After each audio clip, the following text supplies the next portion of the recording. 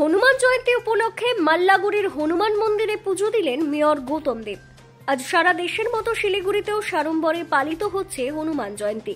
ভোর থেকেই শহরের বিভিন্ন হনুমান মন্দিরে ভক্তদের উপচে পড়া ভিড় দেখা যায়।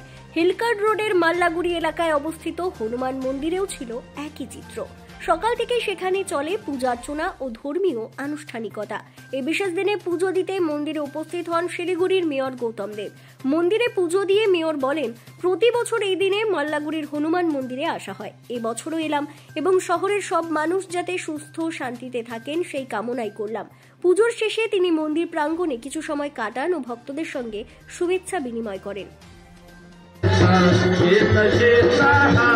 আজকে হনুমান জয়ন্তী, এখানে শঙ্কর মোচন মন্দির, যাদের 50 বছর পূর্তি হলো কদিন আগে, তার অনুষ্ঠান চলছে।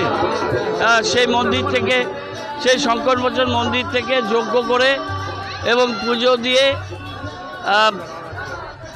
হনুমানজির আশীর্বাদ দিয়ে আজকে আরও বহু জায়গায় যাব, সমস্ত জায়গায় যাব। ভাব সেবাশ্রমের একটা শোভাযাত্রা ওরা শুরু করতে বলেছে, সেখানেও যাব। অন্যান্য প্রোগ্রামে যাব, মানুষের কাছে চলো প্রোগ্রাম করব, এখন টক টু মেয়র করব। কিন্তু যতগুলো জায়গাতে আমন্ত্রণ এসছে হনুমান জয়ন্তীতে, সব জায়গাতেই যাওয়ার চেষ্টা করব। সব মানুষ ভালো থাকুক, আনন্দে থাকুক।